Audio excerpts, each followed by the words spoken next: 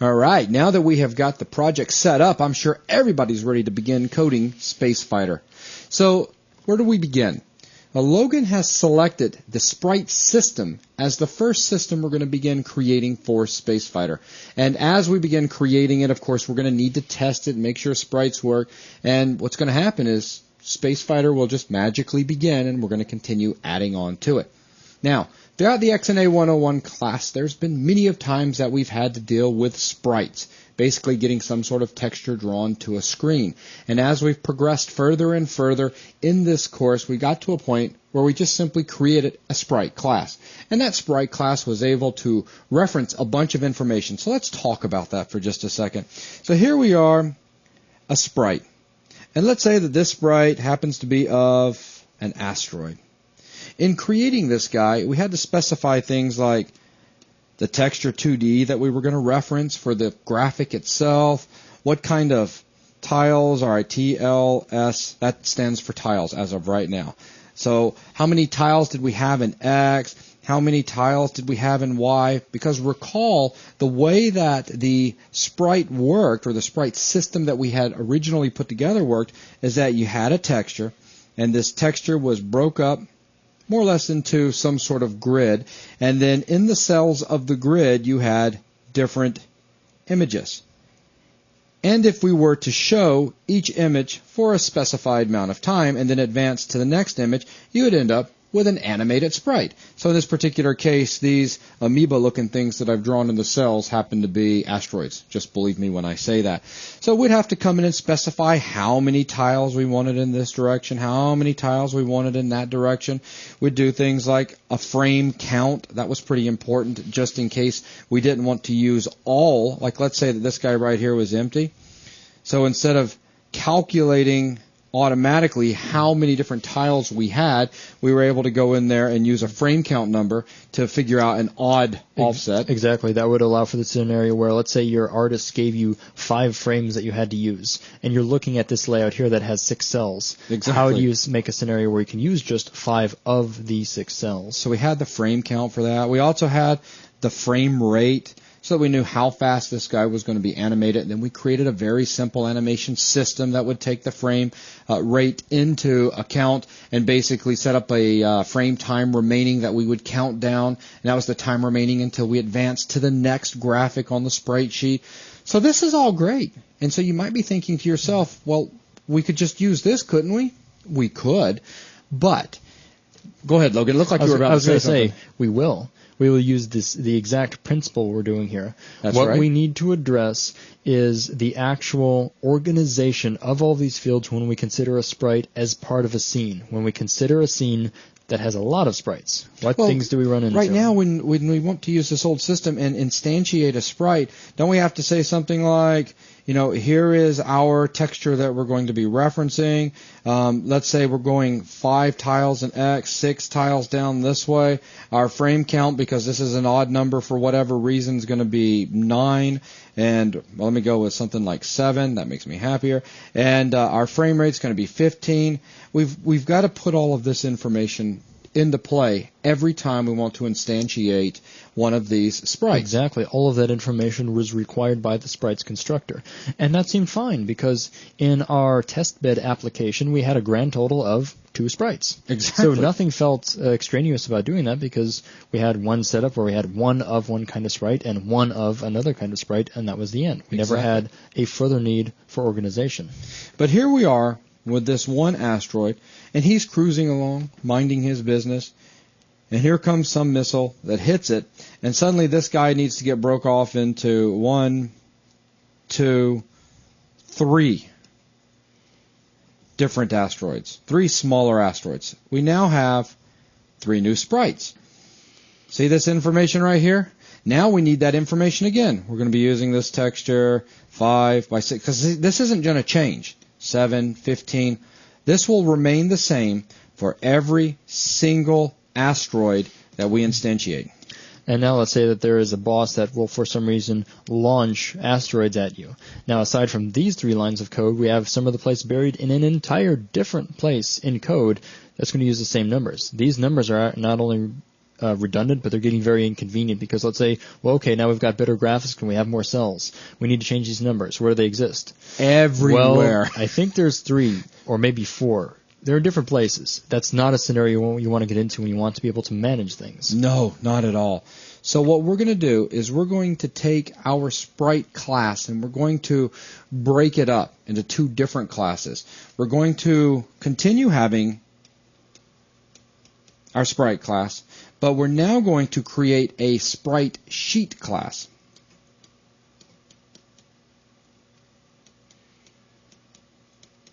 Let's look back to this area right here where we instantiated 3 different sprites. There's a lot of information that's having to be typed out again and again. That's the kind of information that we'd like to have stored in one place. And if we had that stored, wouldn't it be easier every time we needed an asteroid to be able to say, use the asteroid sheet? Yeah. And then if you had 5 different locations of that, it would still make sense because we were making an asteroid for the 5th time. Well, we use the asteroid for the 5th time, and we have only one field. We don't have numbers floating around all of our classes, and it's very easy to see what points to what. So we would have stuff like the texture 2D itself, the tiles in X, the tiles in Y, the frame rate, the frame count. That type of information would be stored in the sprite sheet. What type of information would we have over in the sprite itself? How about what frame we're currently on? How about the frame, I'm going to abbreviate like crazy here, frame time remaining before we advance to the next tile on our tile sheet. Very important information that describes the current state of that sprite. So we have 3 different sprites. This guy right here might be on frame 2, this guy might be on frame 6, and this guy might be on frame 3. This guy might be just about to change, this guy might be a ways away from changing, and this guy may have just a fraction of a hair from changing. They all have their own state. So by taking the sprite sheet and the sprite class and breaking it up so that the sprite sheet describes everything that a sprite needs to know about its graphical representations on the screen in the end, its texture information, what tiles it has, and the rates at which it can move, etc., then we can store the state information in just the sprite itself. It seems to me that this would simplify everything. As a matter of fact, if we were to look at this as some sort of simple picture, our sprite sheets would simply represent a particular item. And what I mean by that is, let's say asteroids. So I'm just going to put an A for asteroids. So one sprite sheet, now we might have 3 different sprites that are asteroids on our screen. They are all referencing this one guy. We may have an enemy ship, a single enemy ship, but this sprite sheet represents that one enemy ship. The nice thing is, if we brought in a whole new enemy, we could have another sprite sheet. I'll put this as ES2.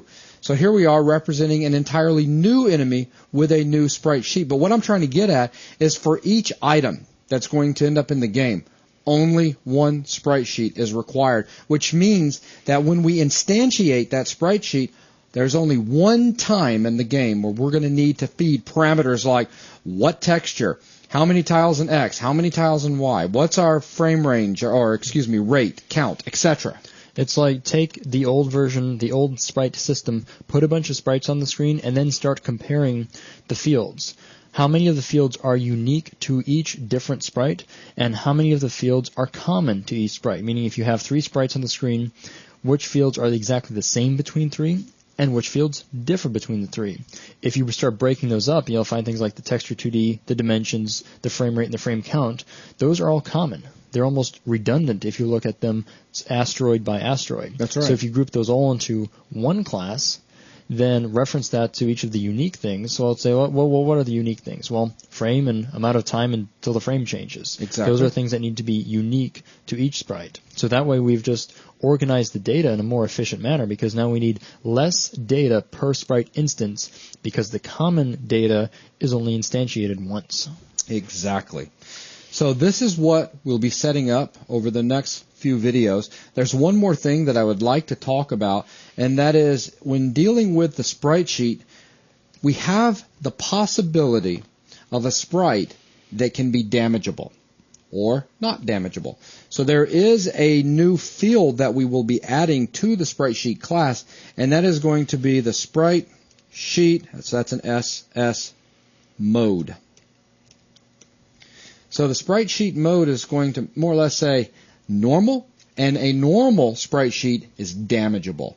And no damage. No damage means that that sprite sheet cannot be damaged. And what are we getting at? Basically, in the end, we're going to be creating nodes in the game. And these nodes are all going to have a sprite. And the sprite, of course, is going to reference a sprite sheet. But the idea of these nodes are going to be flying around on the screen. Are they damageable or not? So we're going to store that information all the way back in the sprite sheet. So why are we doing that? Well, there are quite a few side-scrolling games out there that use a way of demonstrating to the player that damage is being incurred by a particular item by having that item flash as it's receiving damage. Exactly. That's used to indicate that you as the player are causing damage to the enemy in question. This is often used in bosses where you'll begin firing at a boss and notice that the boss isn't flickering, and that allows you to catch on to the fact that that boss is invincible for that time. As soon as he starts flickering as the projectiles hit him, you can see you're basically given a visual indication of the fact that you are, in fact, causing damage to the enemy in question. And that's right. The visual representation is that the enemy will very briefly flicker to a different color, a different brightness, maybe a combination of both. So the way we're going to go about handling this is simply store two textures in all sprite sheets that are damageable, or as we're going to consider them, normal. So that means this is actually going to end up being an array. So an array of textures, even though it'll just be two. But it may not be two. There may only be one texture if it is a sprite sheet that cannot take damage. And let's talk about that for a second, too, because we've talked about how, okay, well, enemies, we want those to be damageable. Two textures represent in damage or not in damage. The reason that we have the sprite sheet mode and the reason that we have the ability to forego the damage texture is what about things that should never show damage? What about an explosion? An explosion is actually going to be a kind of node we'll add to the scene. But an explosion is just an effect. You can fly through it. It causes no actual, gameplay relevant effect. It's just there, and then it goes away. It cannot be damaged. It doesn't even collide. So why would you want to process and store a damage texture that is never going to be seen for that item? Exactly. Wow, this is starting to look pretty good. I think this is going to be a very interesting system. But I guess there's one last question, and that is, do I have to actually create two textures every time I want a particular item to be damageable? Answer, no, not the way we're going to go about doing it. All we're going to do is take the texture and procedurally generate a new texture. And here's what I'm talking about. What I'm drawing out is going to be the representation of one of these guys, but just a closer look at what's going inside. So here we are with our asteroids sprite sheet. Inside, this guy has a mode of normal, which means he's damageable, so he's going to need two textures. We're only going to create one sprite sheet texture of the asteroid with all of its different frames, and that is going to be stored here in index 0. We're going to create a make damage texture method inside of the sprite sheet class that will allow us to take whatever texture was passed in, pump it through a little engine that we're going to create, that will procedurally generate a new texture that is simply the original texture, but we've brightened all of the pixel colors, and then we've stored that over here in the second index of our texture array. That's all we're going to do. This way, an artist does not have to worry about creating two textures for every single item that can be damageable. This is really nice. Of course, he has the ability to do that. That's what's really cool about this setup. An artist can still come in and give you a damaged texture that you can load into the second slot in that textures array. Really, all you'd have to do, I won't go into the depths of the implementation, but you could probably add an overload to a specific method that we'll be making, and that could just be an alternate version in which you take in an artist render of the texture instead of your procedural render. Exactly. So very little overhead would be required in allowing an artist to generate things.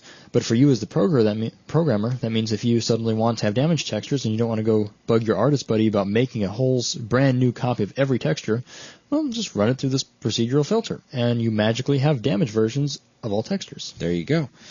So once again, as a quick recap, we're going to take the original sprite class that we've made previously in this volume, and we've used several times throughout many of the different examples we've given in the XNA 101 class. We're going to take that and we're going to split it up so that we have better management over the data. We're not having to retype in numbers over and over and over again, and if we need to make some sort of global change, we don't have to go back and make a lot of changes every place we had instantiated that sprite, and we're simply going to store all of the numbers that don't change in the sprite sheet, and we're going to store the things that do change on an individual sprite basis in the sprite sheet. Or in the sprite class. Or sprite class, I'm sorry, excuse me.